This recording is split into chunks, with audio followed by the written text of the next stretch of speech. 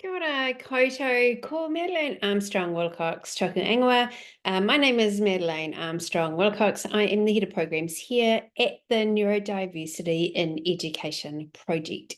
Welcome to this Building a Neuroinclusive School Cafe session, all about the science of learning and our neurodivergent learners, what the science of learning is, and how it can help us inform what we do with our neurodivergent learners. So, a karakia as we begin. Tu taua mai I runga, tu taua mai I raro, tu taua mai I roto, tu taua mai I waho. Kia tau ai te mauri tū te mauri ora, ki te kātua haumie huie taikie. Welcome to everyone from wherever you are and from whichever context you are from in education. Welcome. So just as we start this cafe session, just to check back on how people found our last couple of sessions. One was calm versus chaos, and that was all about how we can specifically set up our environments and proactively teach to support kids' sensory regulation and emotional regulation. If you've tried out some strategies from that, fantastic. Let us know how that went. We're really interested to hear.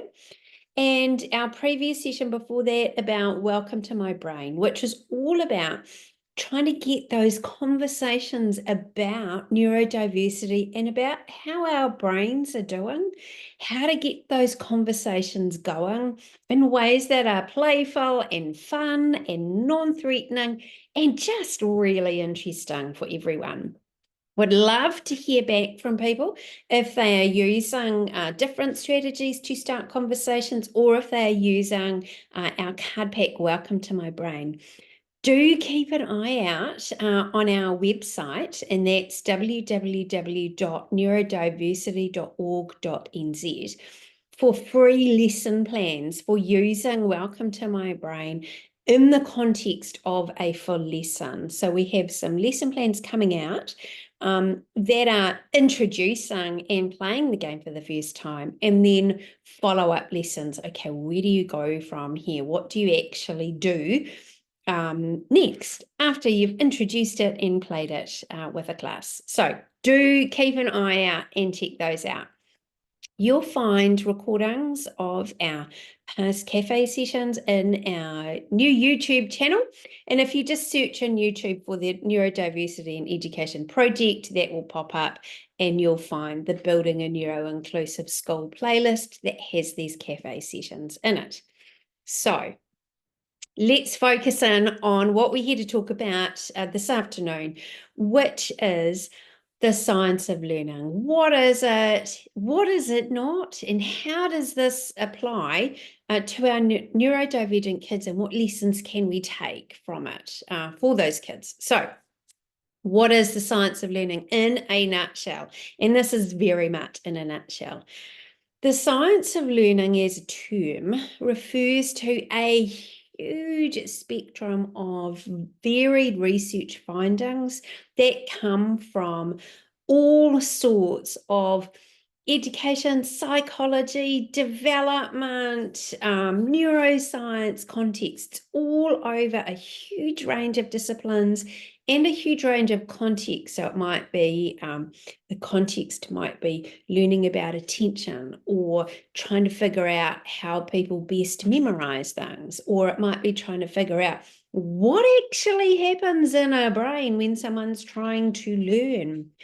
What is really amazing, living in 2024, not living in 1924, is that new technologies, new neurological imaging techniques can really inform a lot of this research and is used in this research as a really varied field. But those findings are increasingly helping us to understand what actually happens in a brain as it is learning. And that's actually the point of this phrase, the science of learning, the point is trying to understand what happens in a brain as it's learning. This is a body of knowledge, a body of findings that has accumulated and changed over time, as we would expect any wide and broad body of knowledge to change over time. That's the nature of knowledge itself. It changes, and that's great. We can use this enormous body of research to inform our practices. But I want to talk about that a little bit more in terms of what the science of learning is not. It's really important to understand, I'm going to jump to the bottom first, to understand that the science of learning doesn't tell us the purpose of education. It doesn't tell us how classrooms should work. It doesn't tell us how a curriculum should work. It just tells us what happens in brains and in groups of people, because social context is important too. It just tells us what happens in terms of how people learn. It's up to us to decide how we use that information in our, what are we doing in our schools? What are we doing in our classrooms? What are we doing as teachers? That's our job to work out. The science of learning just gives us those insights that we can't get too easily about what's happening in brains. So that's a really important point.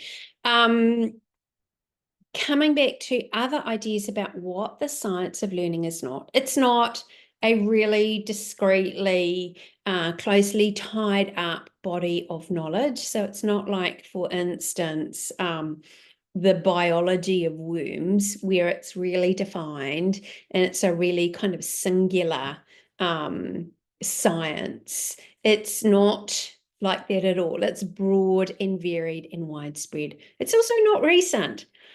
Trying to figure out what goes on in brains as they are learning is not a new endeavor at all. This isn't a modern thing. This has accumulated over time.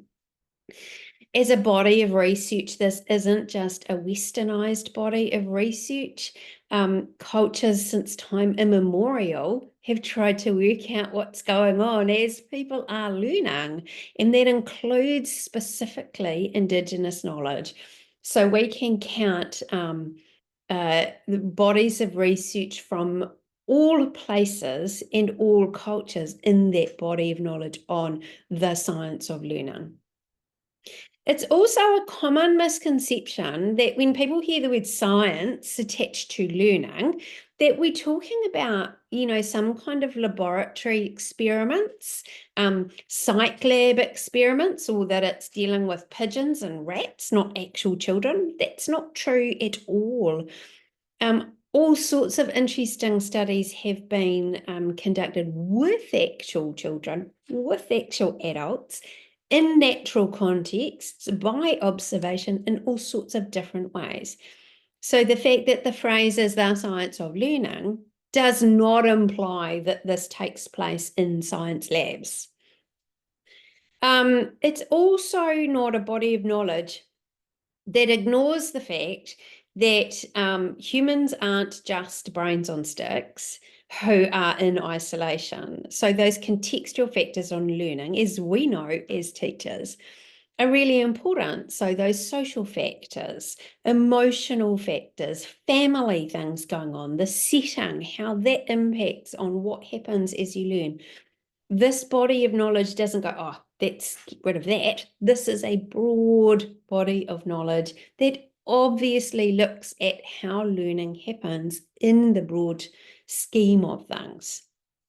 Again, the science of learning is not a prescription. It's not a pedagogy, and it's definitely not a program of work. It's a broad body of knowledge that's developed over time. Okay. Key idea here being that the science of learning can help us understand what happens in brains, and us as teachers get to decide how we use that information so that our teaching actually helps learning. That's the point, right? That We're not just teaching into thin air and hoping that something magical happens in a brain, that actually if we understand what is happening in brains as they are learning, then we can tailor what we do as teachers. Super important point there, and a really important couple of ideas to tease away from each other. Learning and teaching are not the same thing. All right, let's dial back into what we're talking about when we're talking about our neurodivergent learners, and the idea of neurodiversity, meaning that actually all brains are different, and that's the normal thing about brains, that they all are working differently. And that we need to be, as teachers and as an education system more broadly, working towards this idea of neuroinclusion, where we can recognize all types of brains, we can support all types of brains, and we can celebrate them. Just a little dial back into some basics there. Key question that we have been focusing on in the Building a Neuro-Inclusive School community and through the Neurodiversity in Education project is we've been wondering, does this all apply to our neurodivergent brains? Not just everyone generally, but how does this apply, and how does all of this apply to our quite differently wired brains? Simple answer, of course it applies. And we can be really strategic in understanding some of those lessons from the science of learning as they apply to neurodivergent brains. We'll talk about that as we go. Okay. In our specialist program that we run at the Neurodiversity in Education project, we have been really digging into this and thinking about how this enormous body of knowledge might inform our teaching practices, our specialist teaching practices with neurodivergent kids. There's so much out there that we've dialed it right down to 3 ideas that have a huge impact. And we've been learning about these ideas and trying out strategies and thinking about how these ideas apply to our neurodivergent kids. So I thought we'd share that with you all today. And these 3 big ideas that just seem to be really important are the idea of activation, how we manage cognitive load, and I've used brackets around cognitive really specifically. We'll talk about that as we go. And how we help kids cement in their learning, how we help them actually not just go, oh, that was a fun thing we did and move on, but how they embed the ideas they've been learning about more broadly in their internal web of knowledge. So we're going to look now at each of those ideas in a little bit more detail and share some strategies that we've been trying out, that we've been finding effective. But I also, as we go, I want you to think about things you probably already do as teachers, and you haven't, you've arrived at these things intuitively, or you've arrived at these things as like, this really works. I read about this and I know that it works. But you probably already do things around this. So be sure to connect the dots in your own head as well. This is something I do. This is something I could build on. All right, activation, super simple. So the idea here is that when a brain is learning new things, those things are best learned when they're connected with something old, something that's already there. And to build more and more learning, it becomes exponentially easier over time because there are more and more and more connections, right? So that's kind of some really fundamental neuroscience about those neural connections that are made, etc. But in order to learn something new, then we need to activate that old thing and highlight how this new thing might connect with this old thing. So the idea of activating is drawing to the surface what we already know way back in a dim, distant time, we used to talk about activating prior knowledge. Well, that's really the same idea. But when we talked about it years and years ago, it was like, oh, at the start of a new unit of work, you would activate prior knowledge about this, that, and the other. No, activation needs to happen at the start of every new thing. So every lesson, come back and go, oh, what do we already know? So let's look at a few strategies. Different activation strategies are going to be more effective for different kids, right? So we need to be thinking about how the learners in front of us might best draw those old things up to the surface. So for some kids, it'll be they might look at a picture and that might activate a memory. For some, it'll be through talking.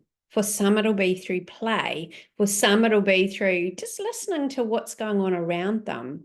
So we need to be conscious that not everyone is going to respond in the same way, and we need to give lots of options for bringing what is known back up to the surface.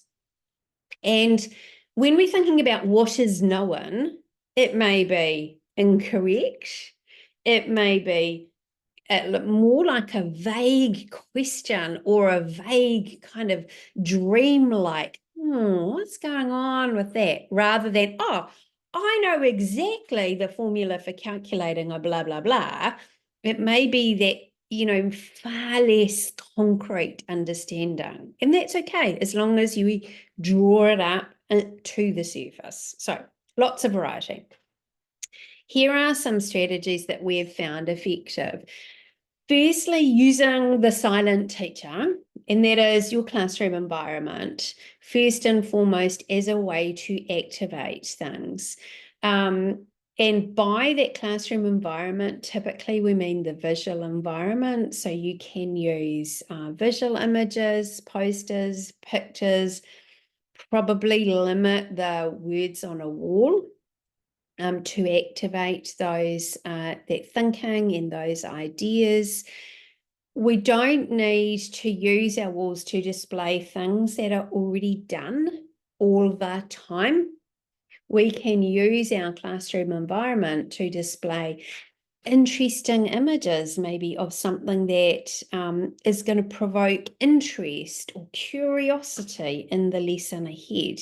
So if we can be really strategic about how we set up the visual environment of a room, we can use that environment to really act as the silent teacher. So let's do that by reducing the old stuff and just being more strategic about the visuals that we might use to activate new ideas, new thinking. We can use also a warm-up and a lesson to either pre-teach a new skill or introduce a new skill or prime that brain for action. So an example could be you're in a maths lesson, for instance, and the lesson is going to be about a flexible interpretation of numbers. It might just be number representation, in terms of writing or concrete items or images or using bases, using equations. It might just be about that. So the skill that's needed in there isn't just number knowledge, it's flexibility. Flexible thinking will be required. So you might play a game that requires flexible thinking as a warm-up into that lesson. And in that way, that brain is ready for action in terms of the key skill that's needed in that lesson. So use the warm-up to pre-teach or to prompt that brain into going, I'm going to need flexibility here. You can also make direct and explicit connections between what that kids already know, and often that's kind of a everyday social context for something, and connect it to the lesson. So an example might be in history, if kids are learning about, let's say, the causes of World War One, and you're like, oh, how do I actually get any prior knowledge or activating any ideas about World War One? Because this is 2024. It's not like it's in our living memories. And you might talk about how or explore with kids in a discussion or a role play or images or whatever about how playground conflict escalates. You know, one person goes, oh, you're horrible. And the next person goes, oh, I'm going to thump you if you say that again. And, you know, that escalation of conflict that happens between kids because the causes of World War One, exactly the same. Escalation of threats and conflict happened between nations, though.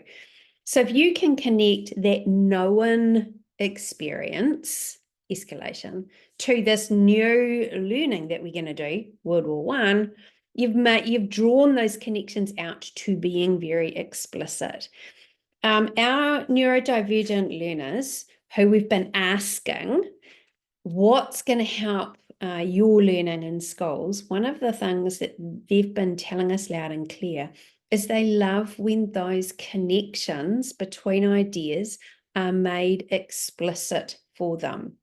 They can then go off and explore in all sorts of ways, different connections and make different connections. But if those fundamentals are just laid out for them, this is connected to this in this way, it's really supportive for them.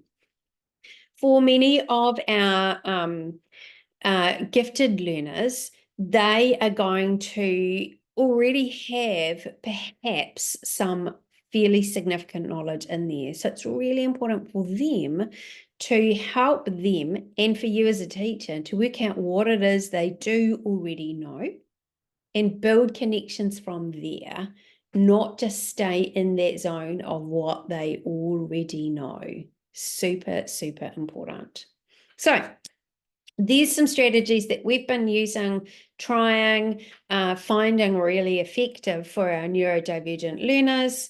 Just take a moment to think about what you already do to activate those connections, to bring up to the surface those old ideas or memories or hunches that kids already have so that they can make those really good connections.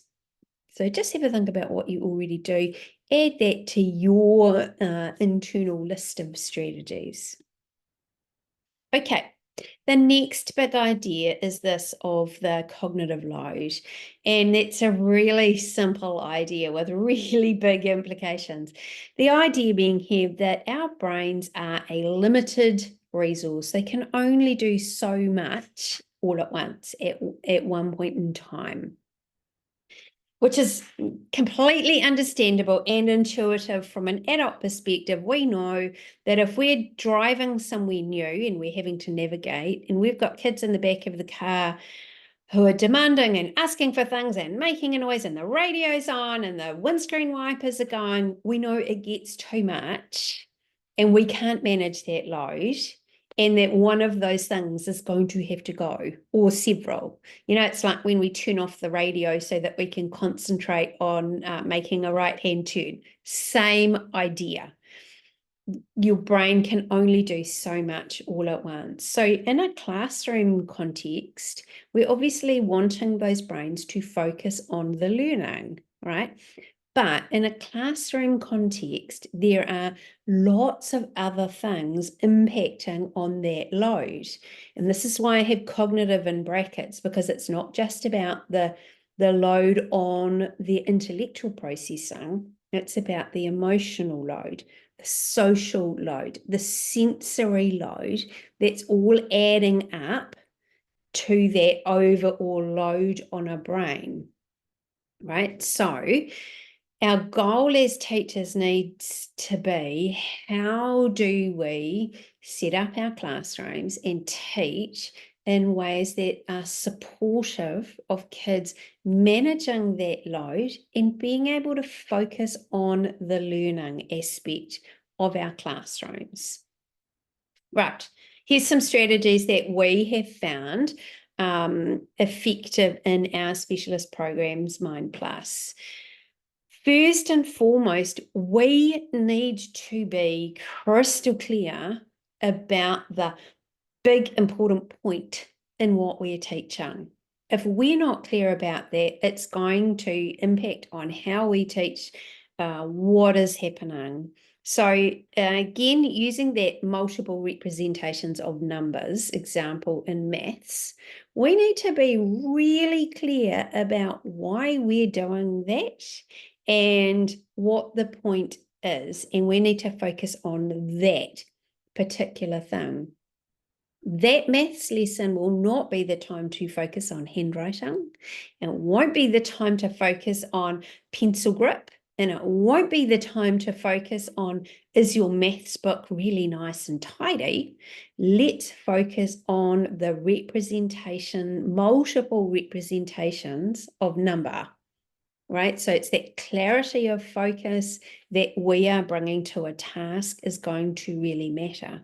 That means if you're communicating that really clearly, those wee brains can go, oh, okay, number, representation, great, got it, that's what I can do. That's one easy way to manage the load. We also need to give adequate time and space to that important point.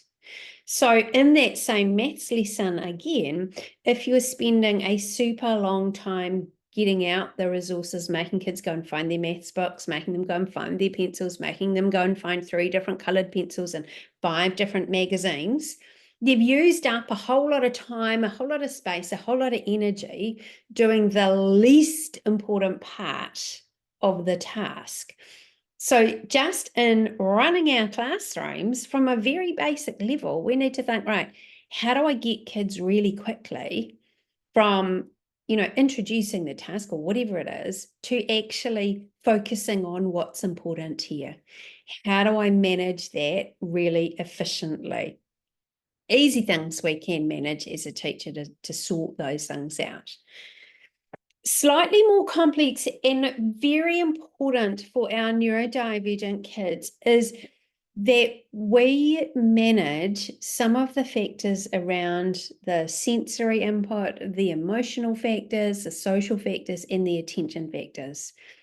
In terms of managing the sensory factors, if we have a classroom or an environment where kids don't understand their sensory preferences and you don't understand their sensory preferences, you may inadvertently be overloading those sensory systems with unnecessary input or not the right kind of input or not enough input for those brains to be focused on what they're actually doing.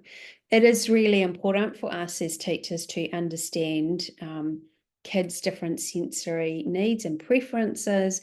Check out our resource in our website about taking a sensory stocktake of your room and taking the sensory stocktake with kids as well, so that they start to understand their sensory needs. It could be as simple as kids who prefer a really lovely bright lights in their environment to keep their brains feeling awake and alive, making sure they know that about themselves and they go sit by a window or light source. And those who prefer a softer light source can turn inwards into a darker part of the room. Very simple, but there's often not one sensory solution that works best for everyone. One thing about the sensory environment often is that our neurodivergent kids, particularly those with autism, find a very busy sensory environment, visually busy, sound busy, physically busy, too overstimulating and too difficult for their sensory systems to manage. As a global generalization, again, you have to ask kids and understand their needs, but as a very broad brush approach, just dialing down the sensory noise in a room can be a really good first step, and take it from there. Equally so for our gifted kids, the emotions and the thinking are tied really tightly together so that they are almost the same thing. So it's up to us as teachers to help children build their emotional understandings, their emotional fluency, and their emotional regulation strategies. It's up to us as teachers who teach those things. Right? So we need to be really aware of the emotions that our kids are bringing to the task of learning and help students manage those really well. Also, the social factors. So for some of our kids who are differently wired, the social anxiety or the social pressure they feel to act a certain way, be a certain way, or respond in a certain way can be the thing that's front and foremost in their minds. So we need to help remove that load. It may be as simple as saying, I will give you a partner to work with, or I will put you in groups, or can I have these 3 people sit over here, please? So you're managing that social environment carefully and sensitively, but in a way that supports those kids who do feel that social anxiety. And then managing the attention factors. So we know that kids' attention is a really precious resource. It can work with us as teachers or against us as teachers. So it's up to us to, again, be aware of how kids are using their attention, what is happening in their attention, and perhaps trying to understand why that is happening.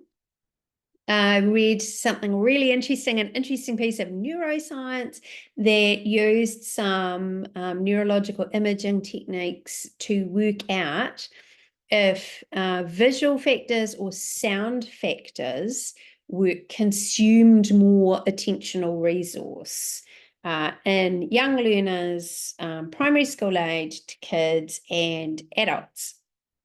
And it was just comparing kind of basically visual distractions or sound distractions and what happened in brains as they were paying attention to those distractions. In children under 6 years of age, equal attention went to visual and sound factors, so they were equally distracting, if you want to put it that way. For primary school age children, the visual factors were more distracting. They consumed more attention than the sound factors. That's a really important thought for us as teachers about managing the visual environment, that those visual distractions, visual clutter, took up a lot of attention. Yeah. And then adults, back to adults again, visual and sound equal. Really interesting developmental change going on. So anyway, managing those things, trying to get the context set up really well for different brains, super important. We also know that for kids with ADHD, for gifted kids, and kind of all shades in between and bits of both, novelty, new things, and variety, that's something different, are really important. They are important because they keep those brains interested, they keep them engaged, but too much of either can be overwhelming or completely distracting, therefore counterproductive.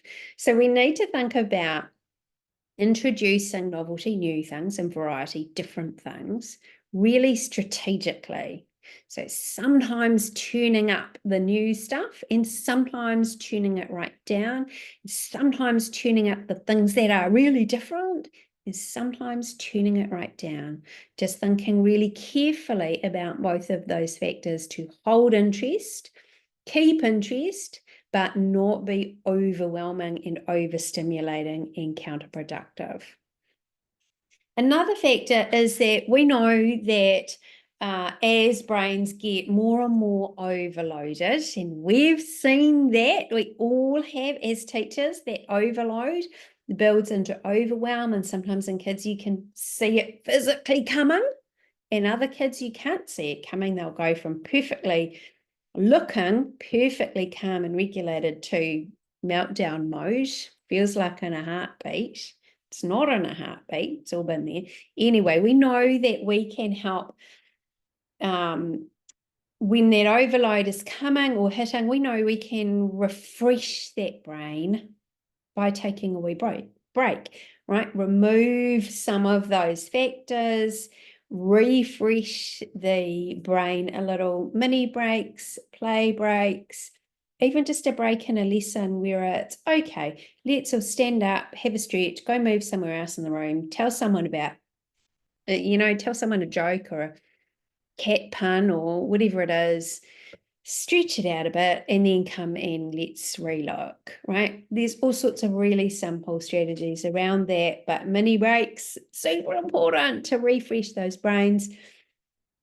And super interestingly, teaching kids about their own sensory preferences, emotional regulation, social factors, and attention, directly teaching them about some of those things is really valuable and really powerful and really empowering. So it's something we can think about building in to our regular teaching programs. How do we teach about attention in particular or other executive functioning skills so that we're letting kids into the secrets of their own brains? Right? It's something we've been working hard on at Mind Plus to bring in that direct teaching, not just supporting, but directly teaching kids about these things. Okay. Just take a minute before we move on to this to think through what you already do to help kids manage that cognitive load. Cognitive being, let's think about broader, not just thinking, it's also about the senses, the emotions, attention, and social factors as well. How are we supporting kids to understand it and to manage it, right? That's our zone as teachers.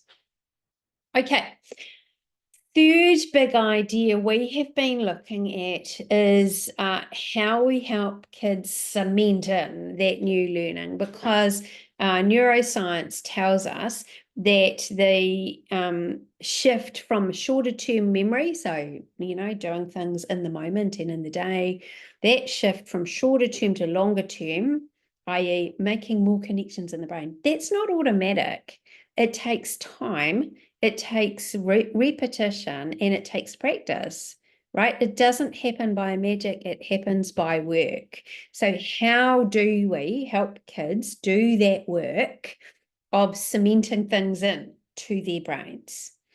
This area has some really particular implications for our neurodivergent kids that are so important to think through. So we need to be very careful and strategic in how we build in repetition and practice so that kids can cement things from short term to long term. We need to be very careful for a couple of reasons. Number one, for our gifted kids, repetition is counterproductive. There is a very broad brush statistic that comes out of numerous research studies that for neurotypical kids, they need 7 repeats of something to bed it in, to move it from short-term to long-term memory. 7 repeats. For our gifted kids, they need between 1 and 3 repeats maximum to bed it in. Once those gifted brains get up to 7 repeats, it's gone out again. They are not interested, they're bored, they're overwhelmed. It's not going to stick in. So that's a really big challenge for us as teachers in our neuro-inclusive classrooms to make sure that we cater for all sorts of different brains. We also know that our kids with ADHD, the first time they try a new skill, whee, this is exciting and really interesting because it's new and different. And our brains with ADHD are drawn to things that are new and different. Repetition just like for gifted kids, is a bit toxic for those ADHD brains, and it's just not going to help things stick. So again, thinking about our neuro-inclusive classrooms, we have to be a bit more strategic than just, oh, we're going to do lots of repetition and practice. We have to be really thoughtful about it. So we can do some different things. We can limit repetition and practice. We can make sure that repetition and practice is of the most important thing, not of unimportant things, but the most important thing, part of a task we can repeat.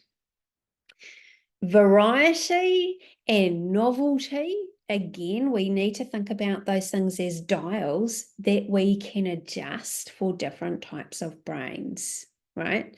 So in thinking about that, in a really simple example that you can elaborate from in your regular practice, if you're practicing bouncing a ball, just as a really simple skill, to make that practice more varied and more novel, we need to think of ways to do it. So it could be, standing on 2 feet, bouncing a ball, or let's try standing on 1 foot, bouncing a ball.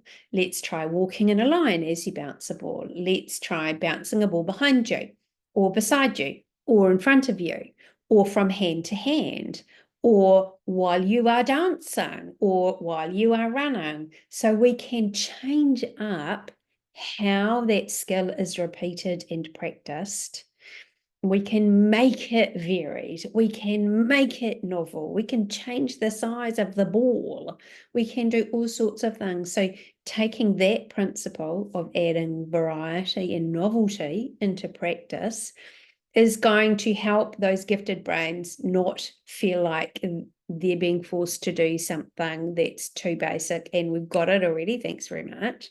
It can support those brains with ADHD because we are keeping some interest and some novelty alive in that practice. And it can support our kids who need lots of practice as well because they're getting varied practice and lots of it in lots of different scope, right? So we just need to be strategic. Again, variety and novelty is dials to turn up and down as we need it. Another way we can build in strategically good practice is from changing the context that we are practicing things in or learning new things in. So it might be that we learn something new as related to something we already know how to do. And that might be even just a simple skill like handwriting, practicing beautiful handwriting or cursive. Let's say we're practicing cursive handwriting in an old context, which is writing your name. That's super familiar and super known, but bring this new skill to this old thing.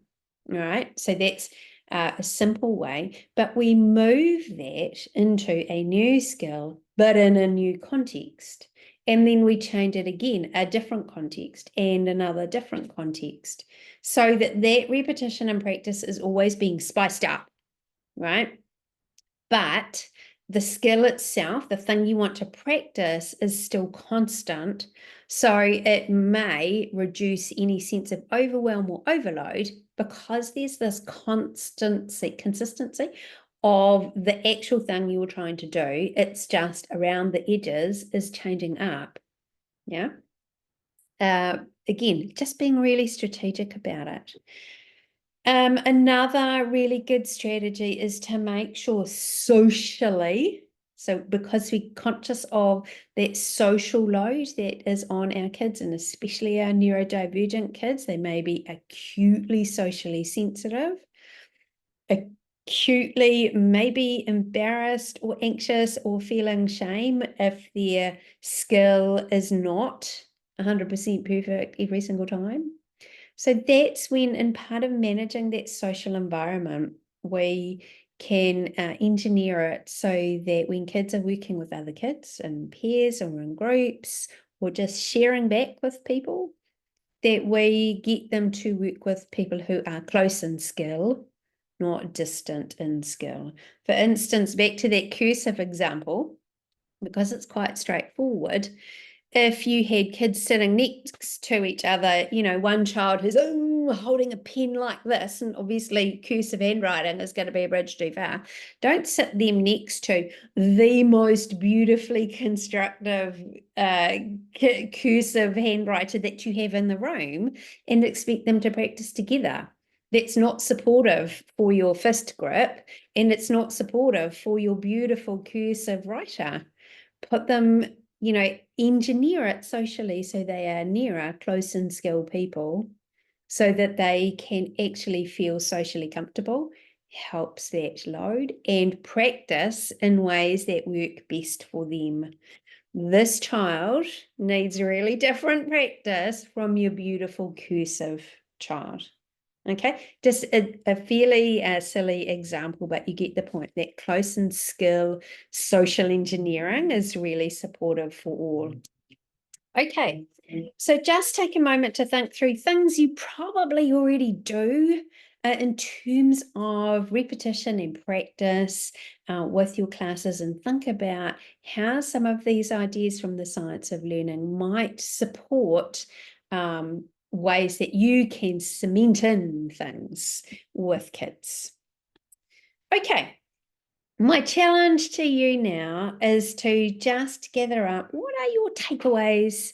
What are the things you would like to try out in your neuro-inclusive classroom? What's a kind of big idea front and center for you that you're going to keep working on? We'd love to hear from you with some of those things. Do get in touch and do check out the resources we have on our website for you. Okay. A karakia as we close, kia tau tō rangi Māori ki runga inga iwi o te ao. Peace be to everyone. Thank you so much for spending time with us and hope you've enjoyed digging into the science of learning a little bit more. Thanks, folks. Bye-bye.